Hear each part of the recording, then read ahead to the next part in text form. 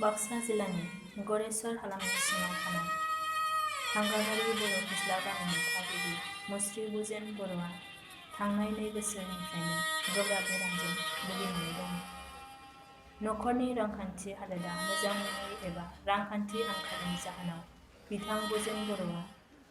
मोजां रोखोमनि फाहामथाय लानो हायाखै। बेराफारसे बेबायदि अलखदनि समावनो बुजेन बर'नि नैथि फिसाज्ला बनराम बर'आबो लोमजानानै दं। बनराम बर'आ थांनाय 2019 मायथाइनि मेट्रिक आनजादाव 83 जौखोन्दो नम्बर लानानै सेथि थाखोआव उथ्रिसारनो हादोंमोन। बनरामआ बे बोसोराव एचएस थाखोनि जोबथा आनजादाव जिरायनो गोनां, नाथाय बेरामाव गोग्लैनायनि जाहोनाव बियो आनजादाव जिरायनो हानाय नङैखौ फोरमायदों। लोगोसेनो अलखदनि समावनो थांनाय 4 एप्रिल खालि रोजा अखा आरो बारहुंखा बारनायजों बिथां बुजेन बर'नि थाग्रा न'आ बुखारलांनानै थानो थाखाय आरो उन्दुनो थाखाय जायगा गैयै थासारिसिम जादों। बेनिखायनो बे दुखुथिया नखरखौ नायफैनो एबा सहाय खालामनो थाखाय ओनसोलनि सुबुंफोरा बिटिआर खुंथायखौ खावलायदों। सोरबाफोर अनसुला गोसोनि सुबुंफोरा बिथां बुजेन बर'खौ हेफाजाब एबा रांखान्थि अनसुंथाइ हरनो गोसोब्ला स्क्रिनाव होनाय बेंक एकाउन्ट नम्बरनि गेजेरजों हरनो हागोन आरो होखानाय मबाइल नम्बराव खौरां लाहरनो हागोन। देग्लाय बेयाव थाफैनाया 4 बोसोर जाबाय। 4 बोसोर थाफैनाय लोगो लोगो बेमाराव गोलैबाय। बेमारखौबो नाया नङा नायबाय जों। हा बन्द'खै दोननानै गिना दोननानै थेवबाबो जों फिसानि बेमारखौ जों बासायनो हायाखै। फिसौ खानै दङ, फिसौ खानैयाबो फरायनायाव मोजांमोन, खिन्थु नखरनि गोरिबनि थाखाय बिपदनि थाखाय फिसा खानैया फरायनायाबो देन जालांबाय। उदै खासि फिसायाबो सेबाराबो थांनाय बोसोराव मोजाङै मोजां मेट्रिक खिनाखौ पास खालामबाय। खालामनानै दा देग्लाय बिराद असुबिदाबो जाना होबाय, अखुब बिखुबबो जाना होबाय। गथ' फरायनोनो गोसो गैला, खरस पाति मोनैनि थाखाय, खरस पातिया हायैनि थाखाय नखरनि अबस्था होननानै जोंबो मा खालामनो, जोंहाबो बिनो नखराव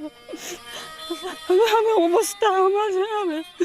मा खालामनो मा मानो जों उपाय गैया। जों बेनिखायनो दा गोदोर गोलावनिफ्राय जों बाहाय बांला खरसा पाति मोननायबा जों मोजां मोनगौमोन आरो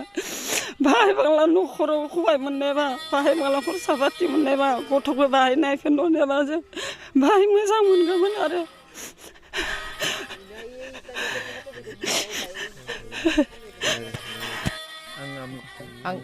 जेनेबा आंनि गामिया बरफलसुखि थांगाबारि। ओमफ्राय आं बहुद जेनेबा हालोगाव दोङो। बायथिं न'आबो दाख्लै 4 थारिख खालि न'आ बारदो उरायलांजोबदो। लांना ओमफ्राय आरो जानि आरो मालिकआबो 2 बोसोर जाबाय, नायनानैबो खालामनो हादिया मानसिया। दानि बिसनानिफ्राय उथिनो हाया मानो हाया, खानै मानसिया थिखांनांगो। खिनाय हासुनायफोराबो न' सिङावनो जेनेबा आथिंखौ सियाराव होनानै खर'खौ बिसनाथिं होना, ओमफ्राय खिथुनि सिदा सिदा बाल्थिंखौ होनानै खिहोनानै गारिनो गोनां। ओमफ्राय आरो दा थाखा फैसानि आंखालाव जेनेबा लाफिनो गोनां जाबाय। हा जोमबो थाजोबनायानो जाबाय बन्द'कआव। ओमफ्राय दा थाखा फैसानि बे आंखालाव जा आरो जेनेबा नायजोबनो हादिया, मोजां खालामजोबनो हादिया मालिकखौ। ओमफ्राय दा फिसाया आरो बनराम बर'आ जेनेबा बिबो साइन्सआव फरायदोंमोन। फरायना दा मानसिया बाहाय बेमाराव गोलैनानै दोङो। जेनेबा आथिंफोरा बाहाय बोलो मोना सुथां जायो, थाबायनाया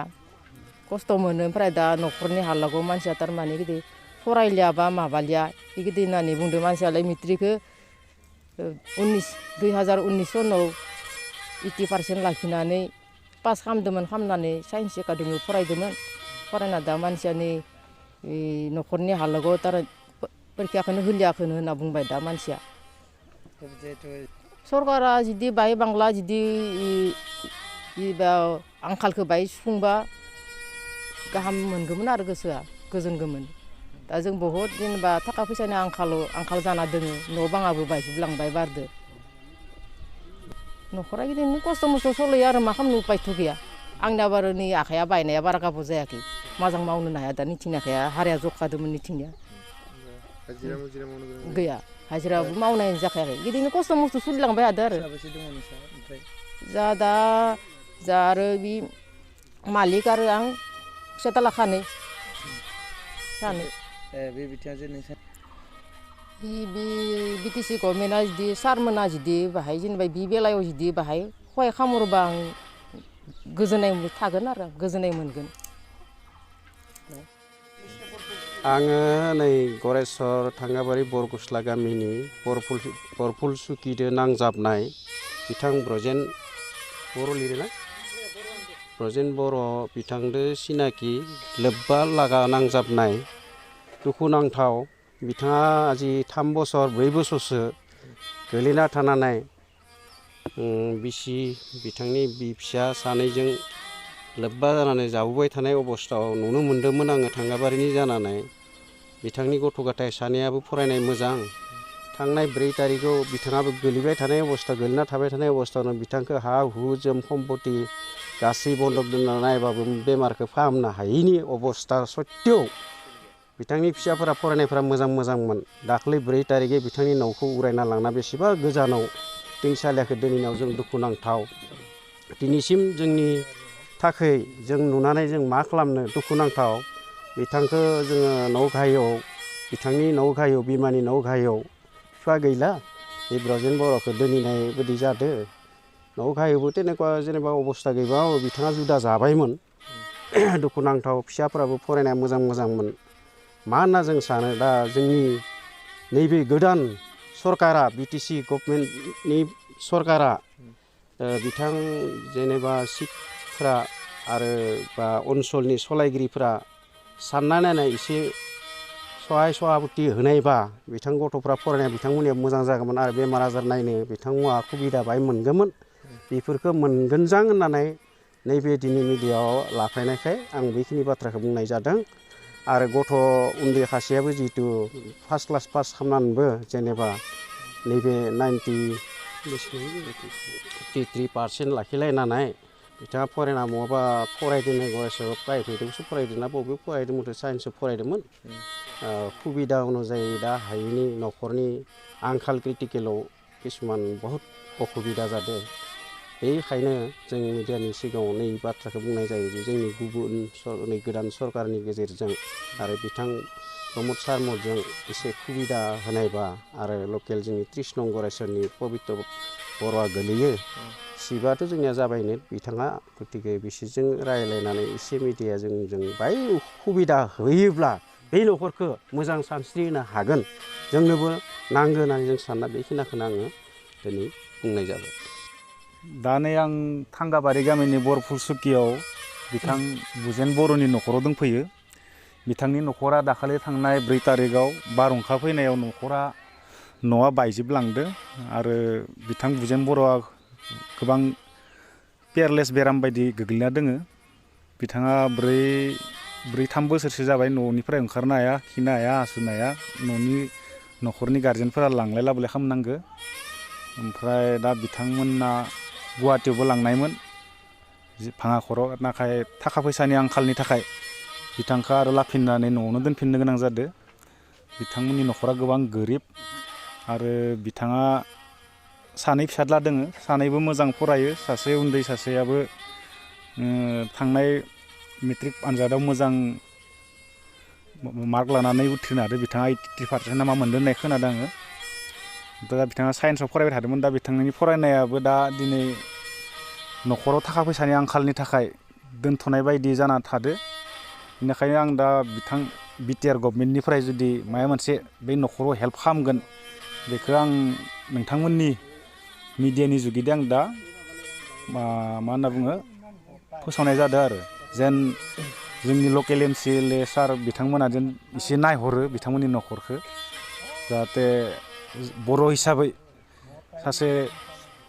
गावखौनो बिथांमोनाबो मोजां फरायनानै आरो जाहाथे न'खरखौ उनाव मोजाङै दैदेनलांनो हानाय बायदि खालामगोन बेखौ सानो बिथांमोना थांनाय सरकार सालायलांनाय 15 बोसोरावबो 17 बोसोरावबो बिथांमोना जेबो मोनाखै गंसे न'बो मोनाखै आरो थिग তেনেকুৱা जिकुनु साहाय्य बिथांमोना मोननो हायाखै जेरैबायदि एकदम माने बे माबानि नङै बायदि जाना दङ आरो थारमाने बिथांमोना गथ' सानै फिसाज्ला आरो बिसि आरो बिसाय दङ आरो साब्रै जायो न'खराव बिनिनो बिसियाथ' जेबो खामानि मावनो हाखाया बिसियाबो आरो बिदिनो मा मावना आरो बिथाङाबो नोरजिया इसे बेरामि साइसनिनो आरो गथ'फोरा स्कुलाव थाङोमोन दा स्कुलाव थांनायाबो सोब उसुबिदा जाना दोङो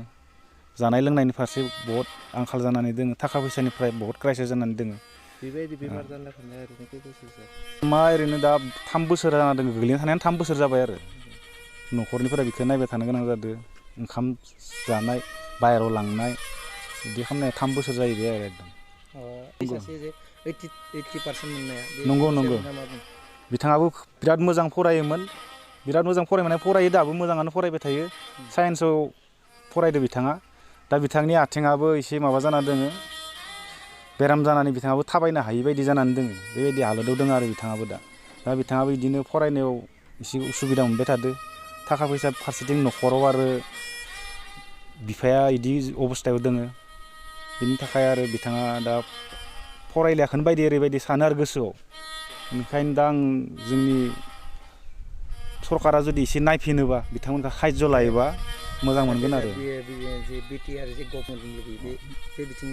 बिथाङाथ' बे माबाखौ मोजांखौनो लादो पदखेबखौ मोजांखौनो लादो मानो होनबा फरायनायनि सायाव गोबां माबा होदो नाथाय बेबायदि गथ'फोरादि गोमाना दोङो बिथांमोना बेबायदि गथ'फोरखौ नागिरनानै बरननानै जाहाथे साहाय्य खालामोबा जों मोजां मोनगोन आरो जेरै जोंनि दा चिफ सारा जेरैबायदि फरायनाय सायाव गोबां गुरुत्त' होखायो बिथाङाबो एबसुनिफ्रायनो फैनाय चिफ साराबो बेनिखायनो दिनै बेबायदि उथिफुनाय गथ'फोरखौ मोजां टेलेन्ट गथ'फोरखौ जुदि बासिनानै आरो बेबायदि न'खरनि हालोदखौ नायनानै जुदि एसे अनसुंथाइनि सुबिदा लायोबा मोजां मोनगोन आरो जोङो